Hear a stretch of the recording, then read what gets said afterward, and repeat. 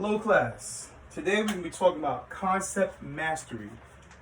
Concept mastery, which is it's a graphic organizer that allows us to learn new concepts and help us retain the information. It's not enough for me to tell you about something and hope that you remember it. It's important that I tell you about it and I help you remember the information and I hope you understand a concept. We know 1 + 1 is 2, but if I ask you a question about quantum physics, I have to really give you more detail so you can fully understand what that is. I look at the concept mastery similar to like when your mother asks you to, gives you a list of things to do and you don't know where to start first, or you may not even remember all the details on the list. So with a new concept, it's similar to listening to your mom and trying to remember that list of items. For the list of items your mother gives you, you got to write it in a piece of paper and you're able to remember it. With a new concept, you have a piece of paper which becomes a tool to help you learn something. We started off the concept mastery with the word concept. Concept, we can use this as linking steps to help us go from one part of the page to the next part of the page. I already prepared a poster for you to understand what concept mastery is. So we're gonna look at the word concept. Each letter stands for something. We all see this? Concept. So we start with a C. C means to convey a concept. And it's all going to make sense when we go through the charting. C means to convey the concept. The O means we're going to offer the overall concept of the word. So we have the word we're speaking about, with the concept we're speaking about, and then we have the overall concept or definition or theory about the word. Then, after we put these two down, we go to N. N stands for note. We note down some key words about the concept. And this concept you've learned before, and what we're going to do is further understand it so you'll be able to retain that information. So when it's time to take a test, you remember all the parts of the word so you can compare it to other concepts. And again, we'll go through the lesson. So after the N, we have the C, which is to classify the characteristics of the concept we're trying to learn. So, and within these concepts, we're gonna have things that are always present. We're gonna have things that are sometimes present, some characteristics that are sometimes present, and we have characteristics that are never present. Every time you think of this concept or this word, these words never apply. Then we go down to E. We're going to explore some examples. We're going to explore the examples of not just the characteristics as we did already, but the concepts, the concept in action. Again, when we write this down, we'll see what's going on. From there, we go to the letter P, which is to practice the concept. So now we take another concept or word or what have you, mostly another concept or definition, and we see if this word makes sense or can also be related to the overall concept. And then we finally tie down a definition. That's what the T stands for in concept. So basically, we're able to use this word, all the characteristics of the word, and make a definition of it in our own words so we further understand it. So I'm gonna put this concept poster here and you're gonna follow along and it's gonna make sense as I go through the paper, through the graphic organizer. Here's the graphic organizer. Let's label this on the top of the paper. I want you to put your name. I also want you to put, let's use the word exchange, the exchange. That's what we name this concept mastery tool. So as you see, I have it lined up on the whiteboard the way you see your sheet. So as I fill in here, I want you to fill it in there. So we're gonna practice this one, and we're eventually gonna end up doing ones on our own. So today we're talking about the Columbian Exchange. Who knows what the Columbian Exchange is? So the first thing we do, we wanna, with our linking steps, again, we gotta go from one step to the next. We have 7 steps. So the C, convey the concept, that goes here in the first square. Convey the concept. So this is the Columbian Exchange. Now in the box to the side of it, the box that's over the box, which is literally the overall box, which represents the overall concept. That is the O. This is the first step. Now we're at the second step. O, overall. We're going to offer the overall concept. So the Columbian Exchange, when we talk about this concept, it really is about people trading things. People trading things. Write that down. Now, we went from C to O. Now we're at N. N means note keywords. So we note the keywords on the side here. So what do we know about the Columbian Exchange? The Columbian Exchange takes place in the 15th century. When we think about the Columbian Exchange, we're thinking about Columbus. When we exchange with people, I would say different people exchanging. New World, right? We got the Old World Europe, New World America, Native Americans, Europeans. So we list some words that are associated with the Columbian Exchange. The Columbian Exchange couldn't have happened without Christopher Columbus. It couldn't have happened without Europeans searching for a way to find another route to China. So that's the N. So we went from C, the O, the N. We noted some words about the concept. Now we're going to describe the characteristics of the concept. Now, as you see, there are 3 columns in this area here. We have the always, the sometimes, and the never present. Always present, these words represent the concept. If we're talking about juice, fluid, or wet, is always a part of the concept of juice. Okay?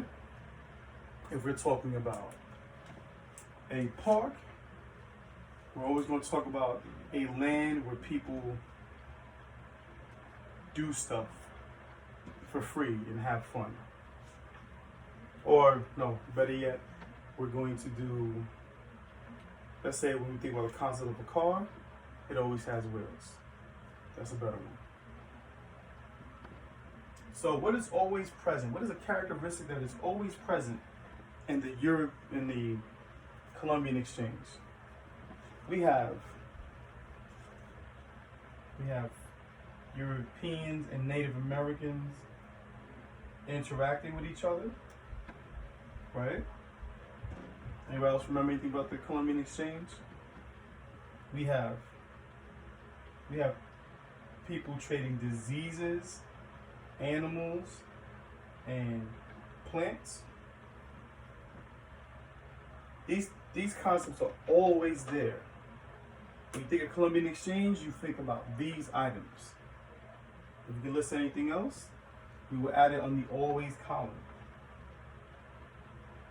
We'll talk about these are general concepts that were always there. Now there are concepts that are, or items or experiences that are sometimes there. They don't happen all the time, but it's sometimes there. Which would be, for example, we definitely know that the Europeans and the Native Americans exchanged some cultural things.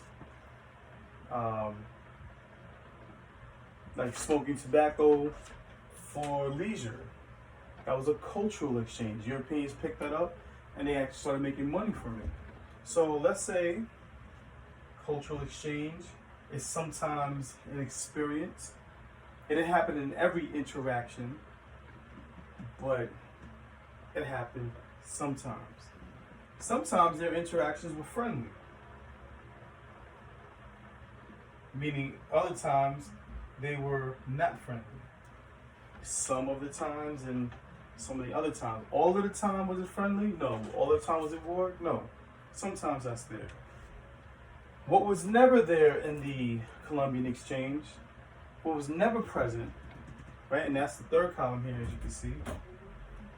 What was never present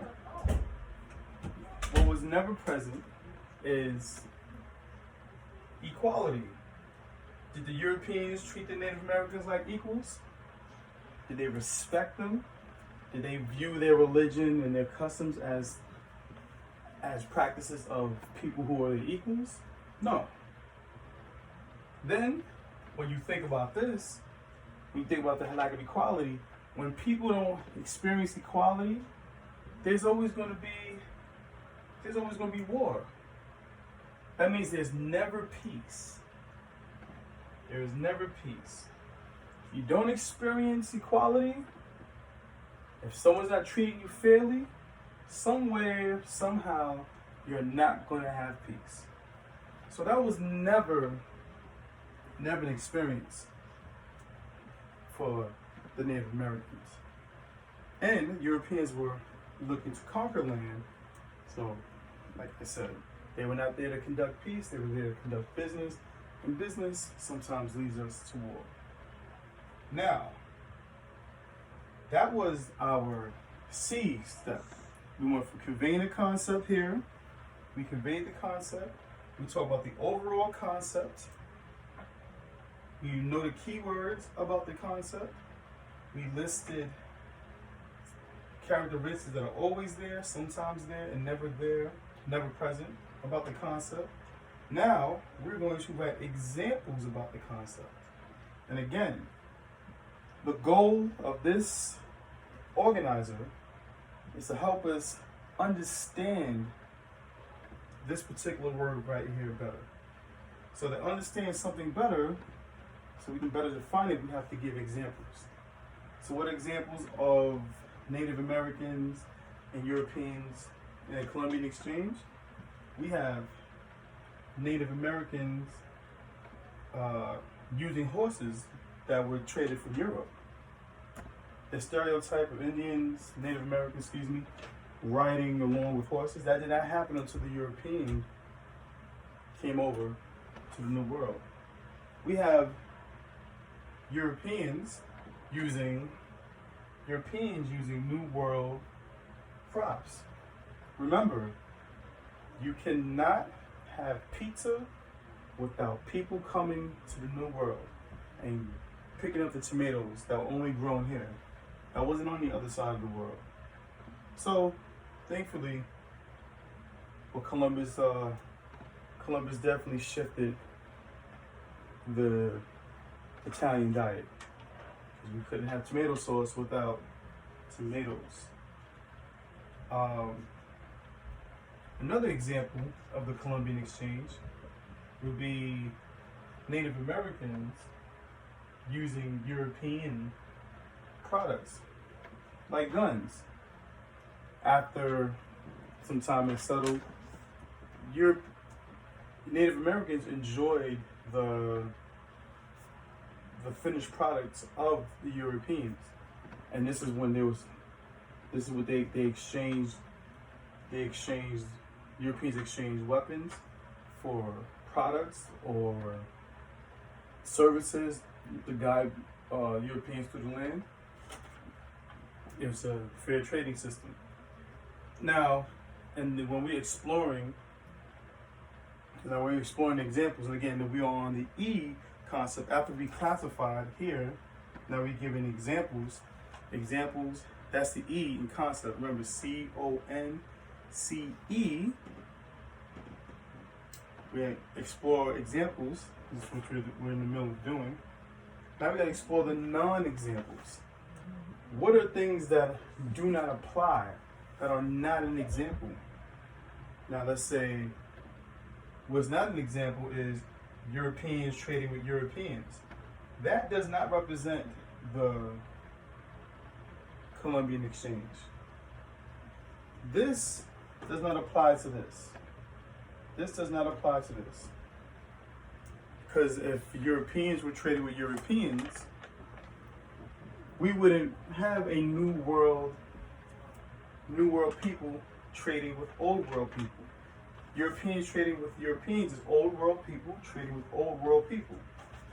Thus, it is a non-example of what the concept is.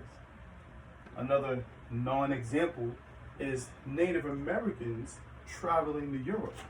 Native Americans did not take the boat to Santa Maria and the other ships Columbus took to Europe. Europe came to them. So again, this is a non-example of the concept. This does not apply to this. This does not make sense with this. But these here are an example of that. That is the explore examples phase. So CONCE with the P, practice. We have to practice. We have to practice what this word means.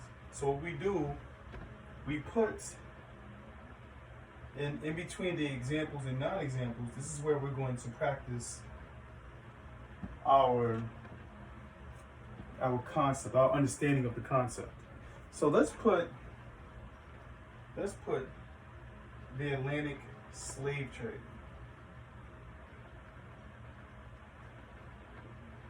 Now what you want to do when you're looking at this, you want to look at the characteristics, and you want to draw lines to the characteristics, and the characteristics to the practice example. From the always and from the never present. And I want you to, if there's something that applies, I want you to put a plus sign by the word or the characteristic that applies to the Atlantic slave trade. We know the Atlantic slave trade was when Europeans would trade and take Africans from the continent of Africa, bring them to the New World.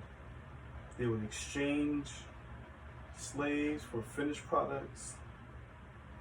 They would take those finished products to Europe.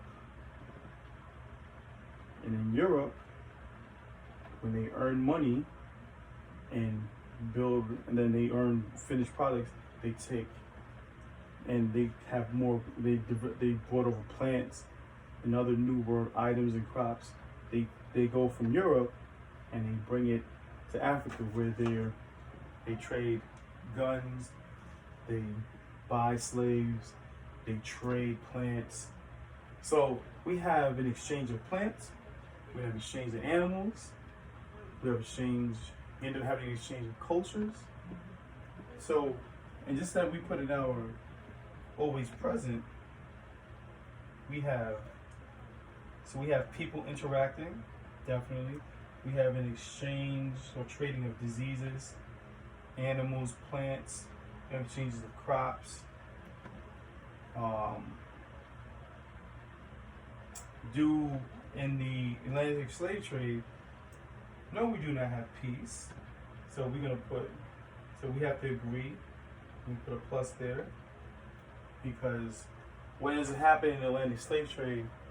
The Europeans bring guns to the continent of Africa, and it ends up starting an arms race. And certain groups of people start warring with other groups of people just to get more slaves to sell to the European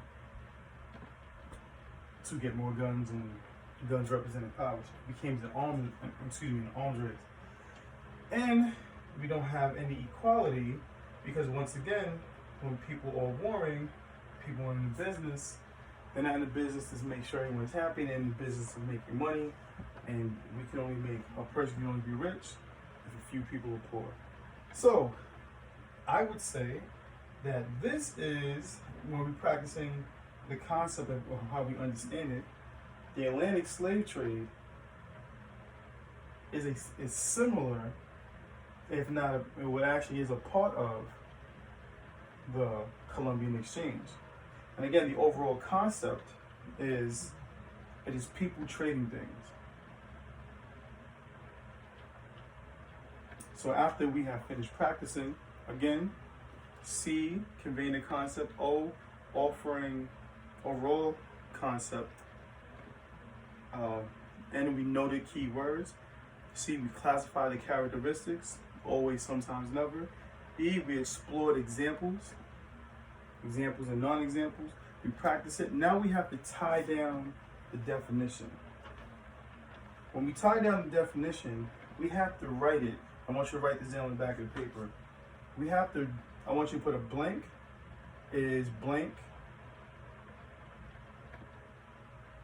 So what that is, we put the word there. We put the concept in the first blank. And then we put the overall characteristics in the next blank, and all of the always present and some of the sometimes present characteristics in here. So we will put, again, it's first look at the model, draw on the back of the paper. It's going to be blank is blank. And then blank, and we're going to add a blank is blank 2. That's what we're going to do. So here we're going to put the Columbian Exchange is European and Native Americans. And you see how I have this always concept in there. There's always characteristic.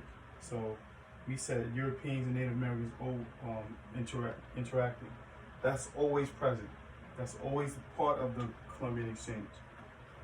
We have your Columbian Exchange is Native Americans interacting, and then we have the word to, we already put there, to trade diseases, characteristic, animals, plants, and cultural items. Like I mentioned before, tobacco is a cultural experience Europeans did not have before, meaning Native Americans. This is a tool that is going to help you understand what the Columbian Exchange is. Not only did you walk through it, go through examples, critically think about what is there and not there that represents, but you also set your mind up to think critically. With the linking steps for a concept, you make sure you covered every base so you don't confuse items that do not belong or shouldn't be associated with the overall concept. Does anyone have any questions? Does anyone have any questions in regards to any part of this? What is the most difficult part of this tool? Do you see yourself using this after today for any other concept? Do you see yourself when you're studying for a test and you're trying to really figure out a concept you don't understand? Do you see yourself using this concept mastery tool? The way we learn is through tools and strategies.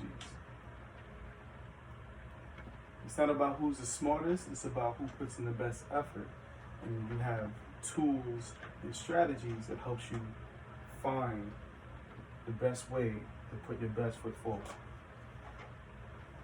Any questions?